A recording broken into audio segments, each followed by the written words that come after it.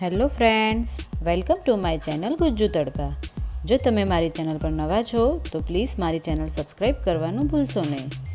તમે જાણો જ છો ફ્રેન્ડ્સ, દિવાળી નજીક આવી રહી છે તો હું એક નવી સ્વીટ લઈને આવી છું જેનું નામ છે ખોયા બોલ્સ. તો હવે આપણે બનાવવાનું શરૂ કરીએ. સૌપ્રથમ ઇન્ગ્રેડિયન્ટ્સ વિશે જાણી લઈશું આપણે. ફ્રેન્ડ્સ, ગુજ્જુ તડકા ચેનલ સબસ્ક્રાઈબ કરો, સાથે બેલ આઇકન પર પણ ક્લિક કરો અમારા નવા વિડીયોની અપડેટ સૌથી પહેલાં મેળવવા માટે. 1 બાઉલ બુરું ખાંડ, 150 ગ્રામ મોળો માવો, 2 ચમચી ચોકલેટ સિરપ, 2 ચમચી કોકો પાવડર, 150 ગ્રામ ટોપરાનું છીણ, 1 બાઉલ દૂધ અને 2 પેકેટ પાર્લેજી બિસ્કિટ. સૌપ્રથમ આપણે એક મિક્સર જાર લઈશું અને તેમાં પાર્લેજી બિસ્કિટ જે છે તેના પીસ કરીને લઈ લઈશું.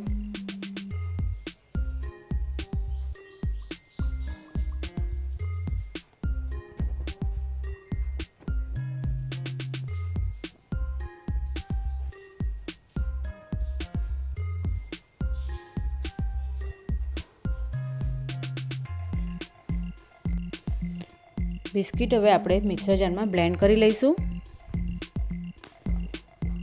બ્લેન્ડ થઈ ગયા છે તો હવે આપણે તેને ગળણીની મદદથી તેને ચાળી લેવાનું છે.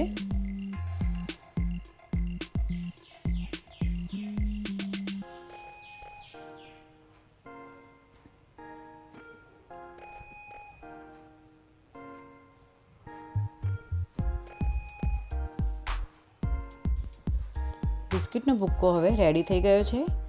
ત્યારબાદ આપણે જે 150 ગ્રામ મોળો માવો લીધો છે તેને છીણી લઈશું.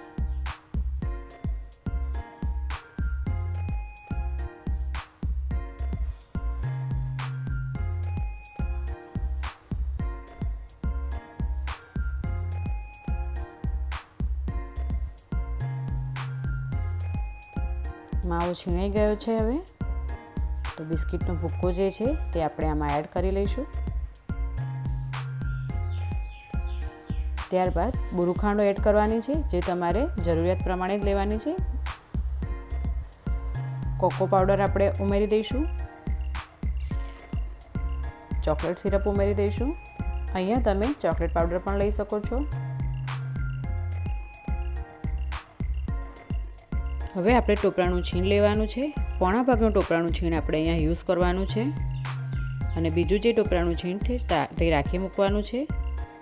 હવે આપણે બધું બરાબર મિક્સ કરી લઈશું. પહેલાં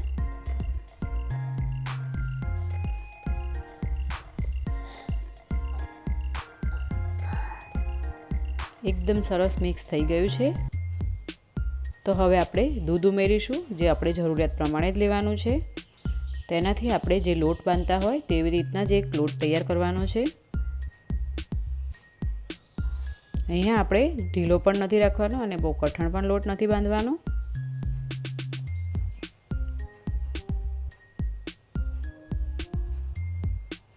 બીજું થોડું દૂધ ઉમેરીને બીજો લોટ પણ આપણે રેડી કરી લઈશું.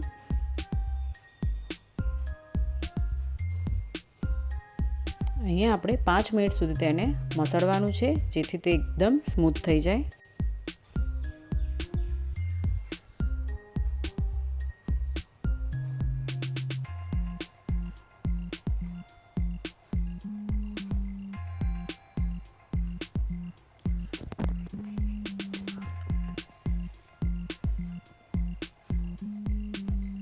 ઓલમોસ્ટ 5 મિનિટ થઈ ગઈ છે અને લોટ આપણો બરાબર મસળાઈ પણ ગયો છે.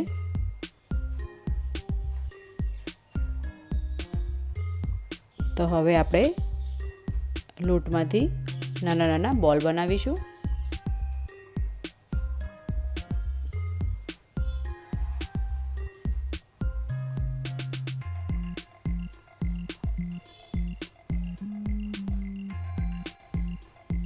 આ સ્વીટને તમે 10 દિવસ સુધી ફ્રીજમાં સ્ટોર કરી શકો છો.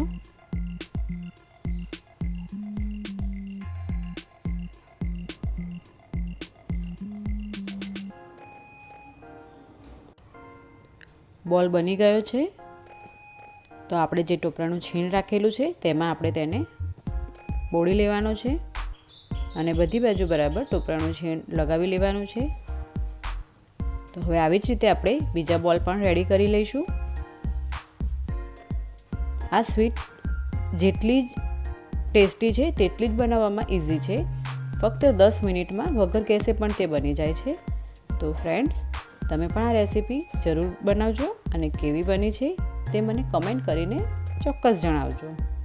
તો ફ્રેન્ડ્સ, આવી રીતે આપણે મળતા રહીશું અવનવી રેસીપી સાથે. ત્યાં સુધી થેન્ક યુ અને મારી આ રેસીપી લાઈક શેર જરૂર કરજો.